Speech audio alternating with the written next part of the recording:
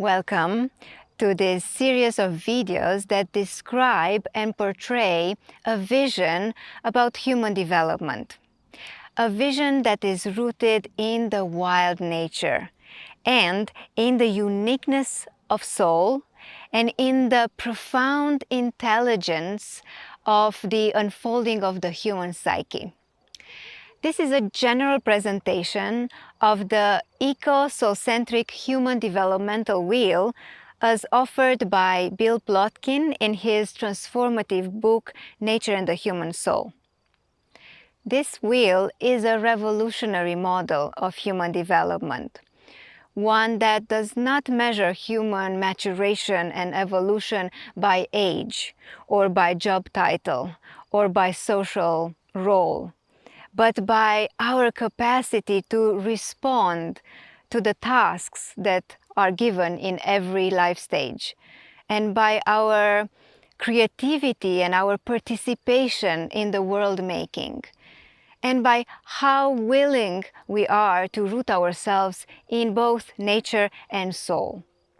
Most of us were raised in an ego-centric society, in a culture shaped by disconnection from nature and soul, one that emphasizes achievement and productivity and survival over authenticity and depth of emotional capacity and a true sense of belonging in this world.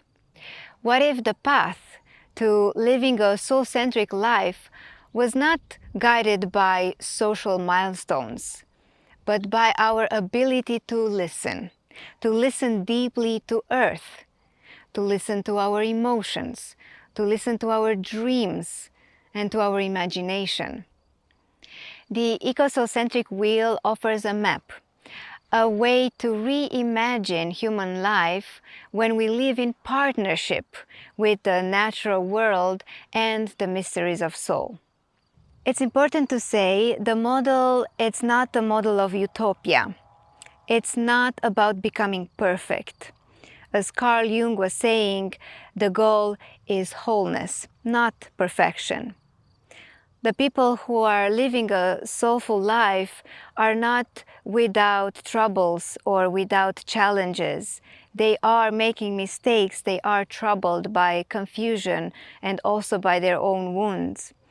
To live a soul-centric life means to truly be dedicated to wholeness and place at the center of your living nature and soul as your main guides, as your main orientation tools in life. Unlike mainstream Western ideas of maturation, this model is not linear. It's circular. The circle, it's a universal archetype that symbolizes wholeness and completion and totality. Everything that the power of the world does is done in a circle, says the Lakota spiritual leader Black Elk. So also this model follows a circular path beginning in the East. And in the East is not only a place of birth, but it's also a place where things end. It's a place of death. Every birth symbolizes a beginning and an end.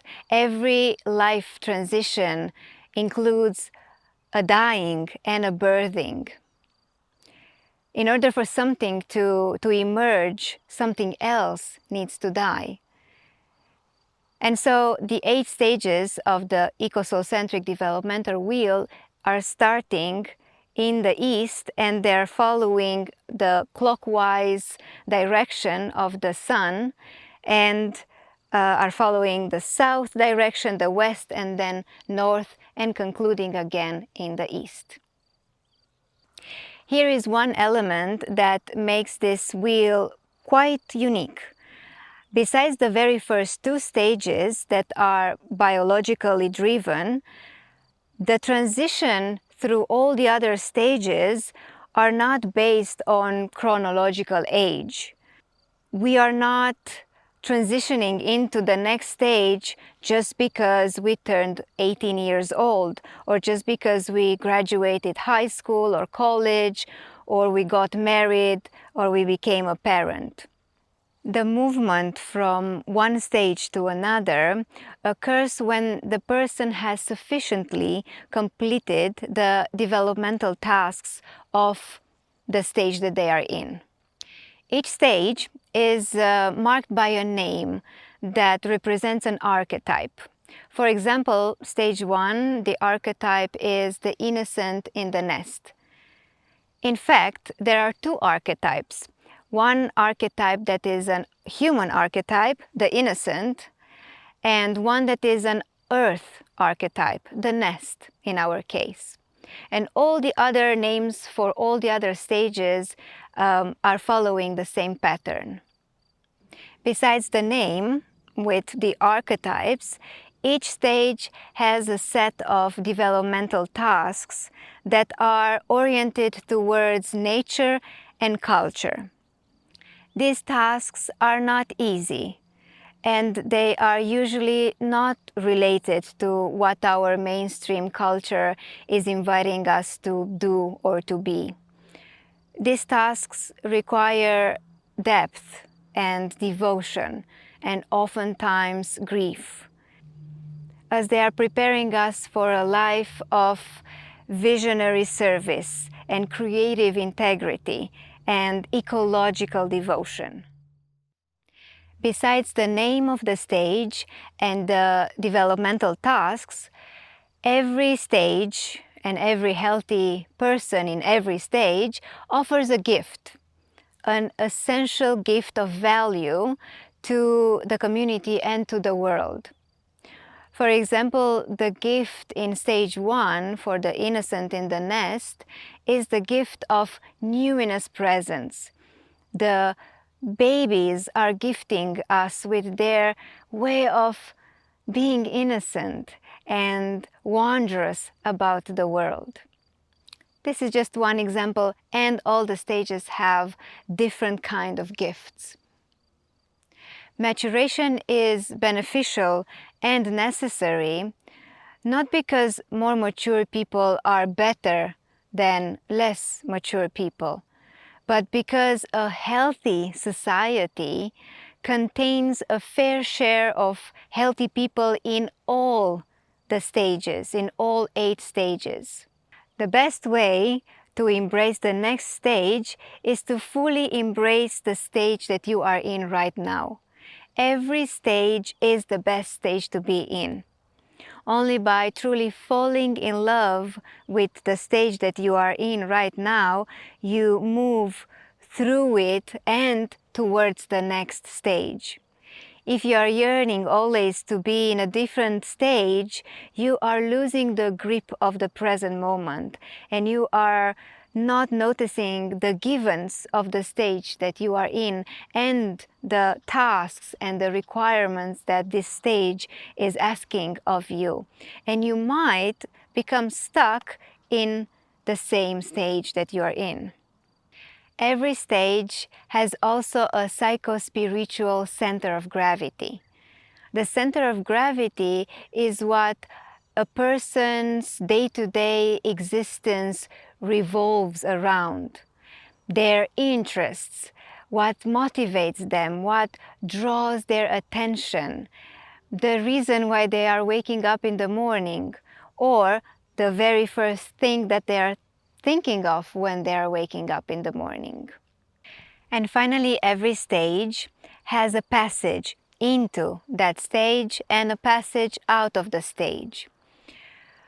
It is a transition time, and it is a crisis. It is both a celebration and a loss, because we can never go back to living from a previous stage.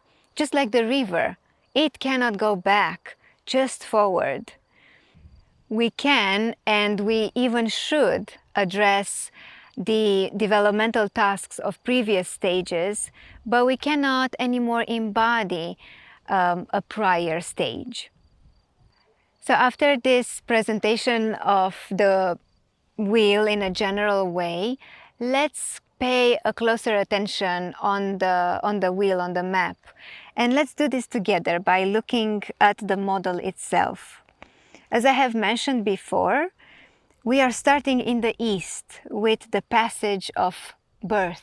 And here we are coming from the spirit in this realm, in this world, and we start with stage 1, which is the early childhood. And here we have the archetype of the innocent in the nest. The task of this stage is ego formation and the care of innocence. The gift that these people are bringing in the community is the luminous presence and innocence.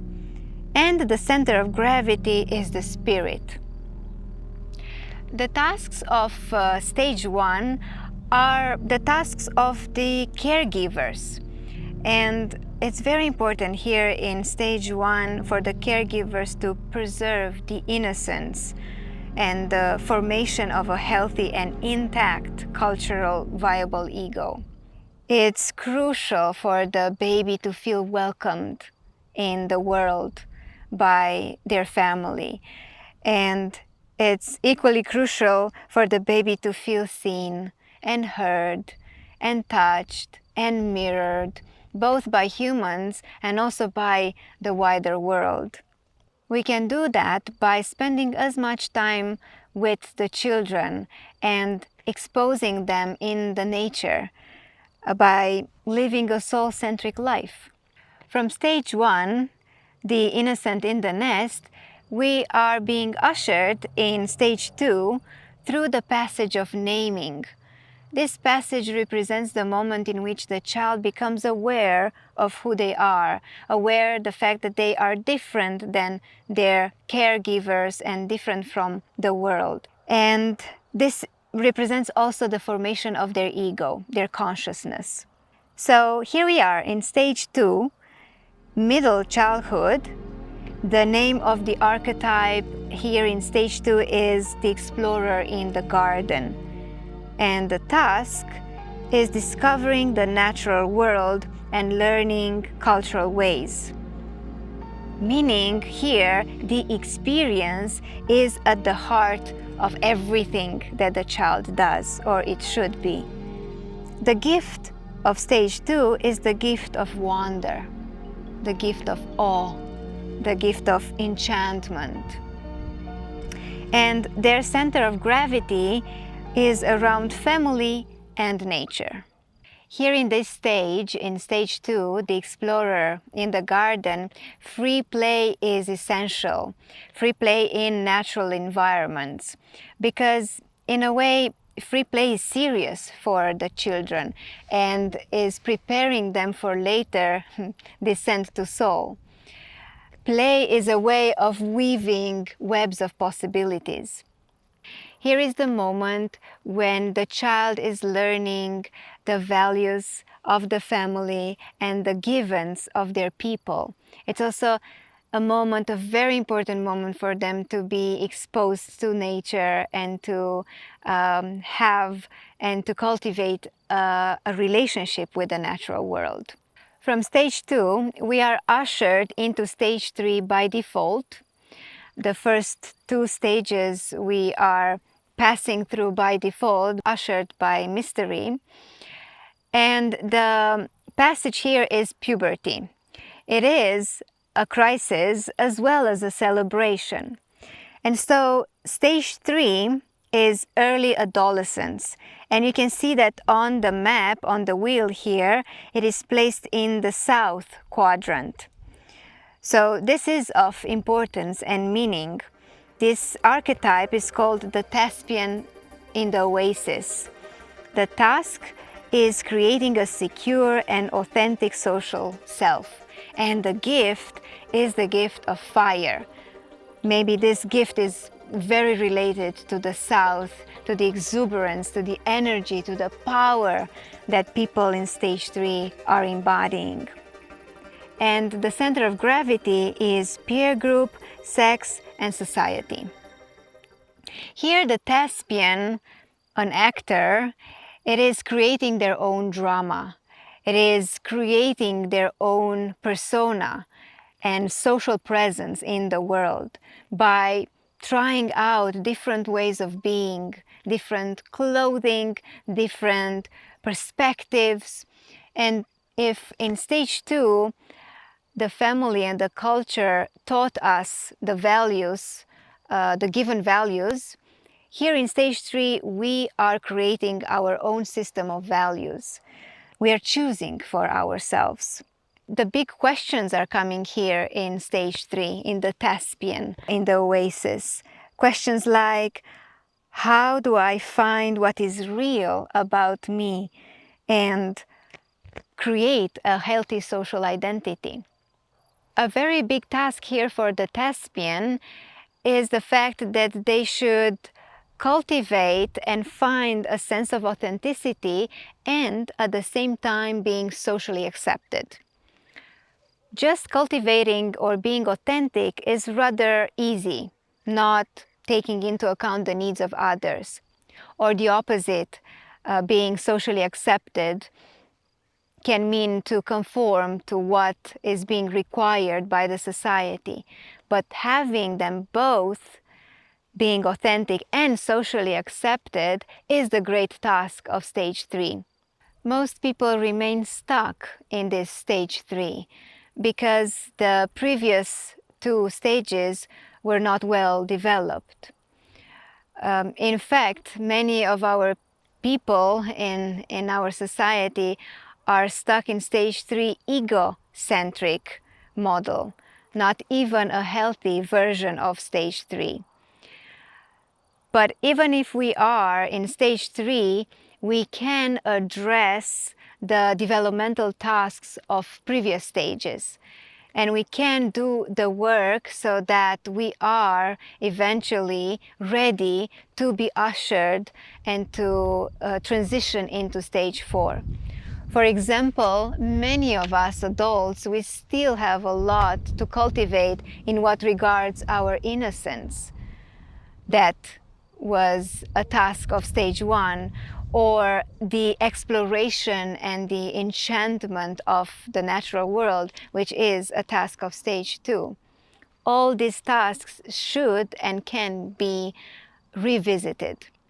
Towards the end of stage 3, life might look something like good and great and successful.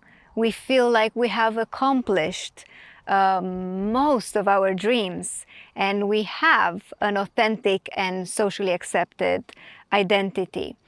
It's just that from somewhere, something is calling us for a deeper life. Seems like the life as we know it in stage 3 is not enough anymore. And something from the depths, which is soul, is calling and is inviting us, and it's alluring us into the next stage, which is stage 4, and it is called the wanderer in the cocoon. As we are transitioning into stage 4 through the confirmation, we are also approaching the west quadrant of the wheel. And here is the late adolescence. The wanderer in the cocoon is the archetype, and the task that we have here is leaving home, meaning the adolescent identity, and exploring the mysteries of soul and nature.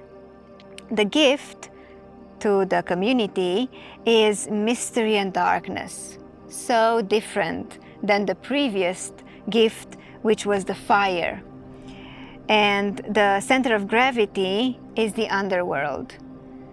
The passage into stage 4 is through confirmation, which is definitely a crisis. No peer group, no social acceptance will ever be enough for us to feel true belonging. Our true belonging is the encounter with soul. And soul is to be found in the cocoon. The cocoon is a magical place. It's a place of depth, mystery, darkness, torment, celebration also, and it is both a tomb and a womb. A tomb because it's a place of death for the identity that is rooted in the adolescent version of us. And it is a womb because it is a birth. It's the birth of our identity that is rooted in soul. The task of leaving home is a task that implies dying to the version of ourselves that was manufactured mostly by society and by what we diligently chose for ourselves. Now, in this stage, in being a wanderer, is mostly about listening, not so much about choosing, but about listening to what mystery has to tell us. And this encounter with soul, or soul encounter, is the revelation of the image that we were born with and the image that we were born as. In this place, in this stage, we are allowing ourselves to be in the arms of mystery. And we are ready for that because we have cultivated wholeness and capacities and resources that are making us ready for the challenges and the dangers of mystery. Let's go back to the map and progress through the wheel. And from stage 4, through the passage of soul initiation, meaning that we are initiated by soul, we find ourselves in stage 5, in early adulthood, still in the west quadrant. And here the archetype is the apprentice at the wellspring. The task in stage 5 is learning delivery systems for embodying soul in culture. And the gift is visionary action and inspiration. And the center of gravity is cultural depths. Well, some verses of David Whyte come to my mind as I am reading the description of the apprentice at the wellspring. David Whyte says something like this: revelation must be terrible, knowing that you cannot hide again. This pretty much describes how it feels to be in stage 5. Now that the revelation of soul, it has been gifted to you, or you have been burdened with both, now you are ready to learn a delivery system, a way of offering your gift to the world. And not only learning, but you are becoming a master in that particular delivery system, one or more delivery systems. In identifying a delivery system here in stage 5, muse, your inner muse, is of great value and support. Because in soul encounter, which happened in stage 4, you were given the seed of your soul, and that represents the beginning of the larger conversation with the world. And so, starting with stage 5, that conversation is happening and will happen throughout the rest of your life. When a person is mastering one or more delivery systems, it is ready to transit through induction in stage 6, which is late adulthood. And we are also transitioning to the north quadrant of the map. Here in stage 6, the archetype is called the artisan in the wild orchard. The task is manifesting innovative delivery systems for soul. And the gift is seeds of cultural renaissance. And the center of gravity, give away as an art form. Well, here in stage 6, if we are lucky to arrive, we are true artists. Not only that we know well one or several delivery systems, but now even those delivery systems are too small for us. We need something larger. We need to create, and we have the seed, the potential to create something larger. A delivery system that is never before seen, is unique and mythopoetic to ourselves. And it is in service for the cultural transformation that we are serving and we are working for. When you are in your full artistry of serving and delivering your gift, your unique gift, this moment is marked by another passage which we are calling crowning. Through crowning, we are transitioning into stage 7, which is the early elderhood. And here the archetype is called the master in the grove of elders. The task is caring for the soul of the more than human community. The gift is wholeness, and the center of gravity is the web of life. Crowning is shifting the person from doing into being. In nature-based cultures and in soul-centric societies, elders have the highest status in communities. Elders are the ones that are having the capacity to really care for the soul of the more than human world. And from stage 7, through the passage of surrender, we go into the last stage, stage 8, which is late elderhood, and we are coming back into the east quadrant of the wheel. And here the archetype is called the sage in the mountain cave. The passage is surrender, and there is no task. There is actually a non-task, which is tending the universe. And the gift is the grace. And the center of gravity is the whole cosmos, as we are returning to the spirit, returning perhaps from the same place or a similar place from which we were born. At the heart of this wheel, there is a vision. If we raise our children and if we support young people and adults to walk on the path of soul-centric life, we might begin to reweave the fabric of this culture. We might remember again who we are, and we might remember our place in the sacred web of life. We can grow into elders who are wise and not only old. We can raise leaders who are listening to rivers and who are speaking to the stars. This is the great work of our times, to restore the soul of our journey, of our human journey, and to raise generations whose hearts are shaped not by fear or greed, but by the love for nature, by their own imagination, and by the innate desire to serve life.